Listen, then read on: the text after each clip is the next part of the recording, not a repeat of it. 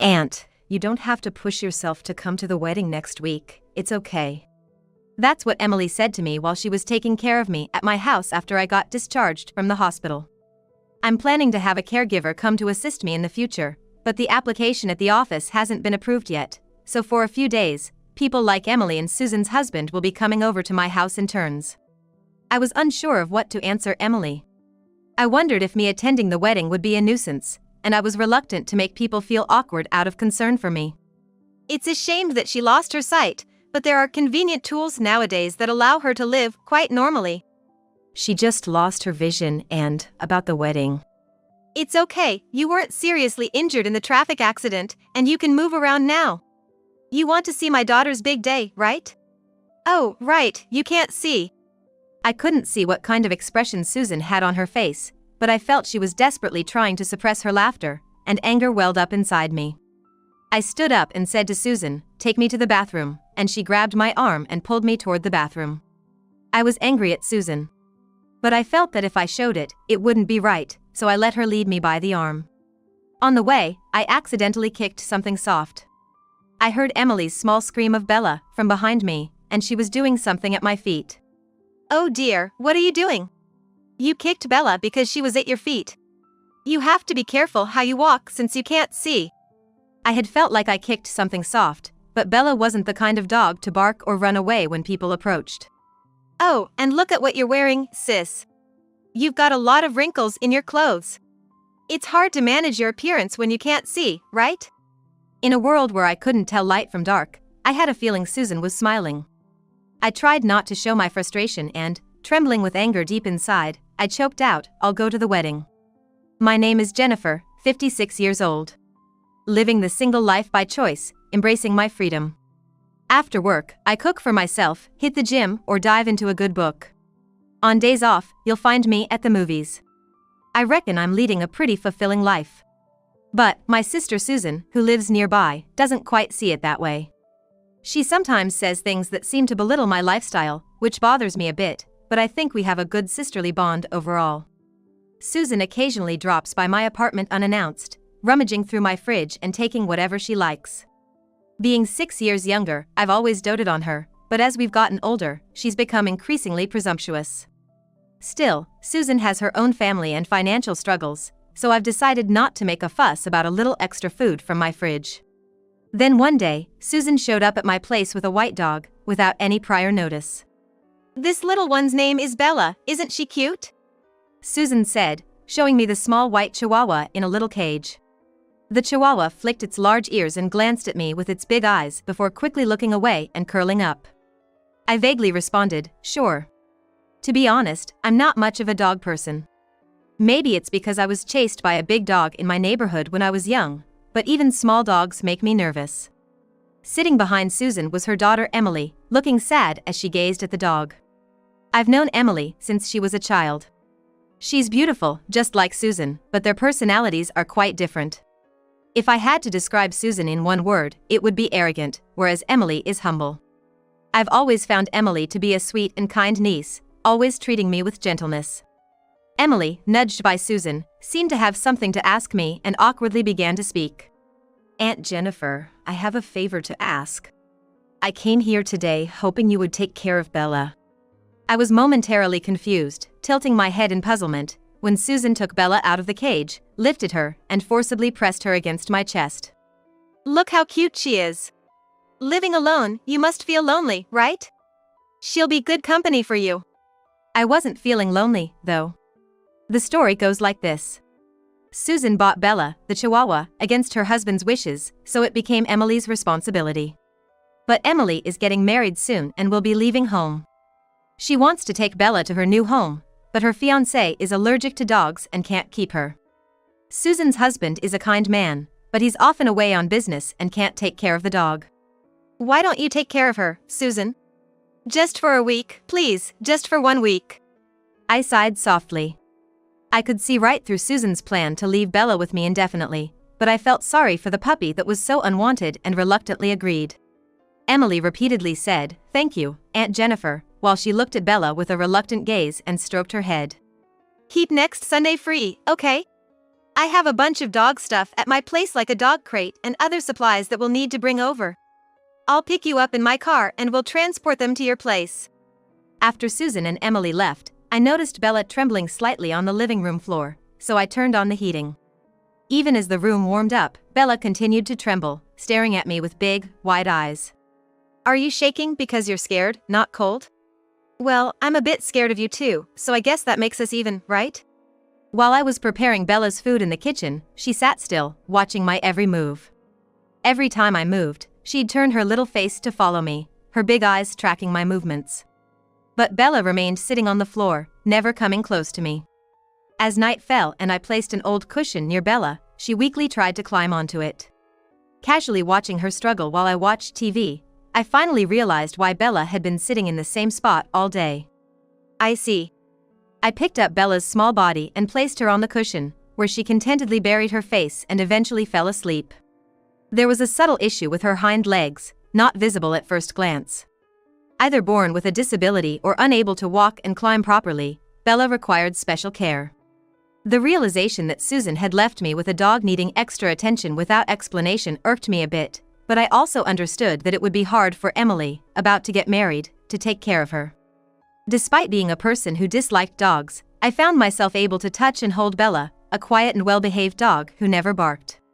When I returned from work, Bella would be sitting on the cushion, waiting for me with her big, dewy eyes. She didn't wag her tail to welcome me home. Just sat and watched me, emitting a mysterious aura that was hard to read. Day after day, being gazed at by those big eyes, I found myself gradually drawn to Bella. Then, as time passed and Emily's wedding day approached, something happened on a sunny day. I had an accident and shards of glass from a shattered windshield entered my eyes, leaving me blind. I was bedridden in the hospital, but when I regained consciousness, I had no idea where I was, let alone that I was blind. I wondered why everything was so dark around me, and eventually, after a doctor's explanation, I understood that I was blind, which left me uncontrollably trembling. It felt unreal, like something out of a dream. In a world where I could see nothing, I confirmed my own existence by touching my fingers one by one, inexplicably overcome with sadness. Being single with no parents, Susan and, more so, her husband and Emily took great care of me during my hospital stay. My boss and a few colleagues visited me, asking generic questions like, "How are you feeling?" "I can't work together anymore with my current condition, so please let me resign." When I said this aloud, the atmosphere seemed to be enveloped in calmness, and I felt a slight weight lift off my shoulders. Susan's husband patiently explained how I, now disabled, would receive support and live my life going forward, and promised to continue helping me. "Aunt Jennifer, it's okay if you can't make it to the wedding next week. Don't push yourself." Emily said this to me while she was taking care of me at my house after I was discharged from the hospital. "We're planning to have caregivers come, but since the application hasn't been approved by the office yet, for a few days, people like Emily and Susan's husband will take turns coming to my house." I was torn about what to respond to her. I wondered if my attending the wedding would be a bother, and I was hesitant to make them feel awkward out of concern for me. I could feel Susan bustling around me. Working as a caregiver, she has experience with people with disabilities. Apart from taking care of my daily needs, she was very knowledgeable about disability applications and support from the office, and I was grateful for her help in many ways. However, being familiar with disabilities both personally and professionally, Susan sometimes spoke to me in a rather harsh manner. "It's unfortunate that you lost your sight, but there are convenient tools now that let you live pretty normally," Susan said, her voice slightly elevated with pride as she named several tools designed to assist those with visual impairments. "It hasn't been long since I lost my sight. About the wedding." "It's okay, the traffic accident didn't cause you major injuries, and you can move now, so don't miss it. You want to see your niece's big day, right?" "Oh, you can't see." I couldn't see Susan's face, but I sensed she was trying to suppress her laughter, and anger welled up inside me. I stood up and said to Susan, "Take me to the bathroom," and she grabbed my arm and led me there. Having lived in my house for many years, it's frustrating that I can't even navigate it now without sight, unable to figure out where I am without help. I was angry at Susan. But I felt that showing my anger wasn't the way to live, so I let her lead me. Along the way, I accidentally kicked something soft. Behind me, Emily exclaimed, "Bella." She was doing something at my feet. Oh no, what are you doing? You just kicked Bella because she was at your feet. You have to be careful with your steps since you can't see. I couldn't tell if I really had kicked Bella, feeling only a soft sensation. But Bella wasn't the kind of dog to bark or run away from people. And look at what you're wearing, sis. You've got a lot of wrinkles in your clothes. It's hard to manage your appearance when you can't see, right? In a world where I couldn't tell light from dark, I felt like Susan was smiling. I tried not to show my frustration and, trembling with deep anger inside, I squeezed out, "I'll go to the wedding." Hearing this, Susan sounded pleased, thanked me, and then said she'd like me to give a speech at the wedding too. She was getting excited about making the wedding a touching event, where her visually impaired sister would come to celebrate. Emily and Susan's husband tried to stop her from making unnecessary arrangements, but Susan was too excited. Listening to her, I decided to share a bit of my pain with her. I grasped Susan's hand tightly and smiled. "I hope it's a beautiful ceremony." After that, I began visiting the hospital regularly for rehabilitation, receiving psychological support to adapt to my vision loss. They suggested using assistive devices and technology to enhance my quality of life as a person who was completely blind. I was particularly intrigued by the mention of braille labels, braille watches, and voice recognition technology that could operate various devices. I also started desperately practicing to get a feel for things around me, aiming to learn non-visual methods and techniques for daily activities like housework, shopping, and cooking. I was training hard to navigate freely around my room, but sometimes I still accidentally kicked Bella. When I lost my sight, Emily had said she would find a new home for Bella, but now Bella's presence had become a source of emotional support for me. No, please, Emily, let me take care of her. But you're going through a tough time yourself, and this dog has her legs. I know. But I really want to be with her. On lonely nights, I fumble to find Bella and hold her close, then we both crawl under the covers together. I've started to fall asleep gently stroking Bella's quiet, non-barking, and non-aggressive back legs. Both Bella and I have our disabilities, mine in vision, and hers in her legs. I can't prepare her food anymore or take her for walks in my arms. On the other hand, the chances of Bella becoming a guide dog are slim. She can barely walk properly and hasn't barked even once. Feeling as if neither of us is needed by the world, I hug Bella's body tightly, overwhelmed with loneliness. One night, when rain started pouring, the sound of it pattering in my ears kept me awake. I buried my face in Bella's body, focusing on her heartbeat through her warm fur, and finally found peace to fall asleep. On the day of Emily's wedding, I decided to head to the venue with a guide called an escort assistant, whom I usually rely on. "All right. I'll see you later then," I said, leaving the escort assistants behind and using my white cane to make my way to the entrance of the venue alone. Once a staff member at the venue guided me to the waiting room. Susan tapped my shoulder and said, "Wow, you made it here without falling over." "Today, I want everyone to be moved by your appearance, sis. Can you talk about how you've been adapting to your new situation with the support of many people?" Adapting to a new situation? Yes, just like Emily and her husband are starting a new life. Say something like you've been inspired by their new chapter, and I'll wrap it up. As I remained silent, Susan moved away and then returned, placing a small glass in my hand. "It's alcohol," she said, to which I immediately pushed the glass back, saying, "No, thanks." I hadn't had a drink since losing my sight. Not that I dislike it, but I just never felt the urge to drink. Susan forcefully pushed the glass back towards my chest, saying, "It's rude not to drink at a celebration," then leaned in close and whispered in my ear. "You know, sis, don't you think disabled people are like caterpillars?" "What?" "They look unpleasant, and if you touch them carelessly, you get hurt. You have to prove that you're a harmless caterpillar to live from now on." Chills ran down my spine. Susan quickly said, "Maybe that was too much," and laughed, tapping my shoulder, almost making me drop the glass.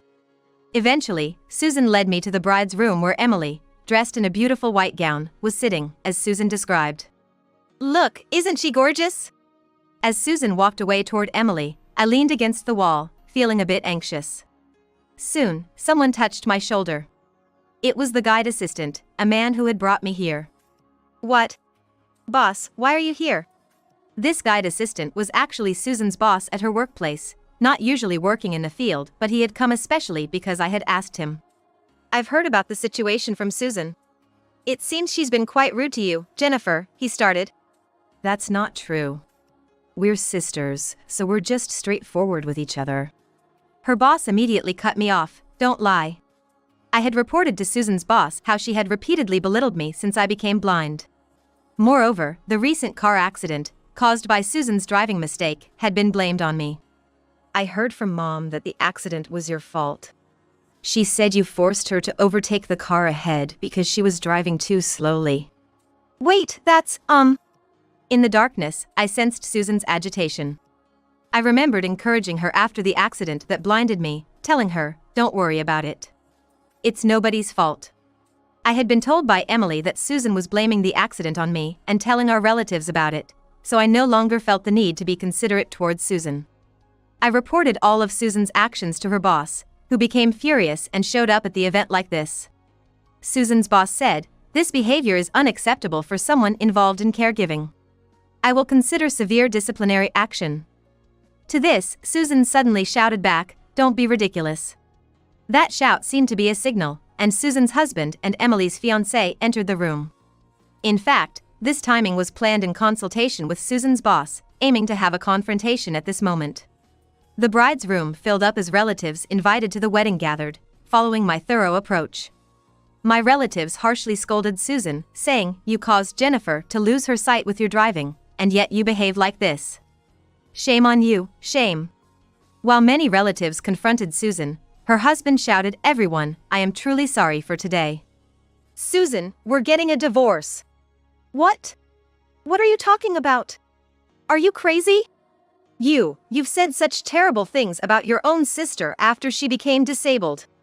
If I became sick or incapacitated, would you treat me the same?